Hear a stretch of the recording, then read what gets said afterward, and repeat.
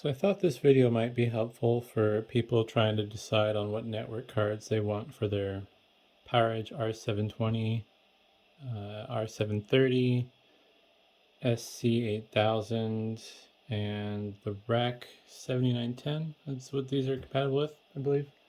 I don't remember if there's a Rack 7900 or not, but for sure the other ones I mentioned. And I have three different examples here, which, from my experience at least, are the most common.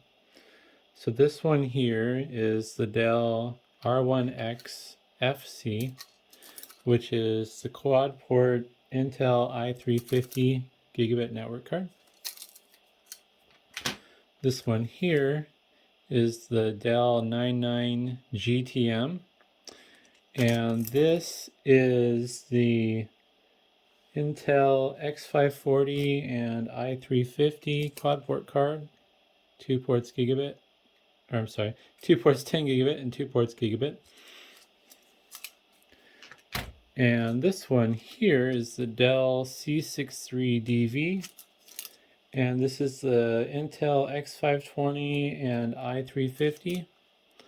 This has 2 SFP plus ports that are 10 gigabit capable, and then 2 RJ45 ports that are gigabit.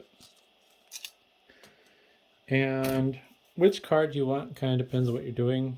In most cases, this gigabit card is the most common. This particular one happens to be the Intel variant, but there is a Broadcom variant as well. This one, I mean, pretty straightforward. Do you want 4 ports of gigabit? Yes, cool. No? Well, then you're going to have to upgrade. And ideally, you use these riser cards for the Dell server board because you're not taking up your precious PCI Express slots. And when you're trying to pick between the two 10 gigabit options, there's a few different caveats, and I've kind of run into some of that. From a cost standpoint, it's gonna cost you about the same to buy the cards and all the support hardware required. Oops. The big difference is what you already have on hand. And in my case,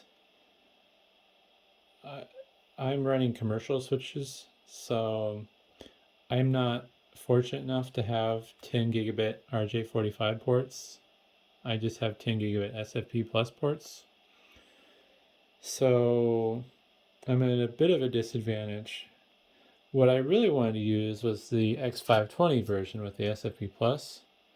But the thing you have to keep in mind with these Intel network cards, which is really annoying, is they only support Intel branded SFP plus modules, unless you're willing to do some firmware tweaks or some software hacking, but that's not something I had time to figure out on my own. There's instructions, but I didn't understand what people were doing, and I didn't want to break a card. So if you already have RJ45 10 gigabit ports on your switch, then you're going to be better off with this X540 based network adapter for your server.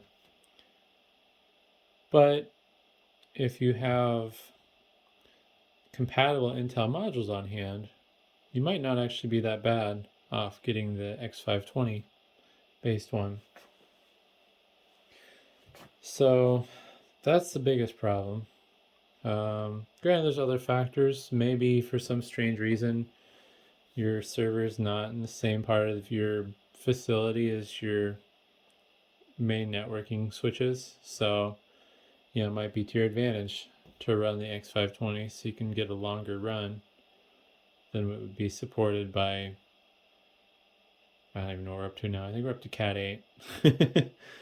But yeah, so that's kind of a annoying caveat that I ran into that took a lot of my time.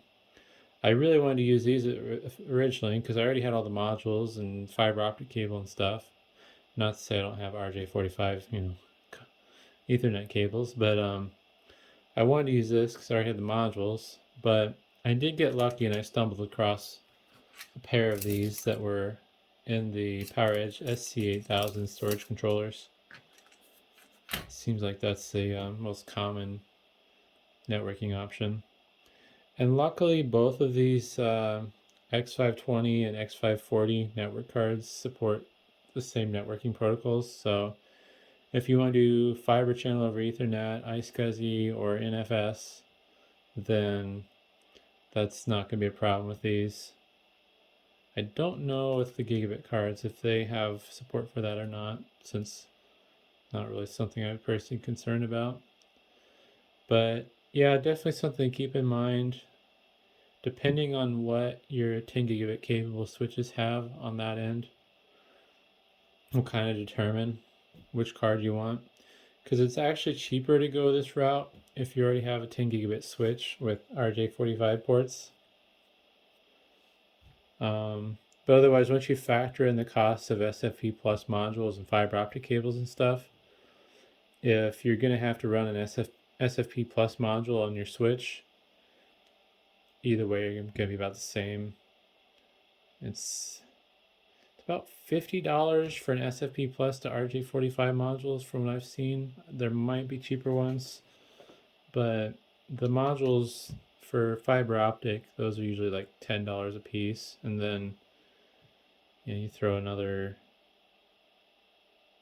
depending on the length of the pre-terminated fiber optic cables you buy, shouldn't cost you more than another $40 for a pair of cables.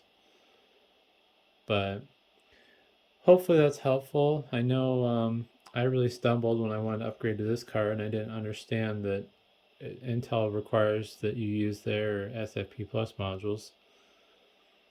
But yeah, thanks for watching.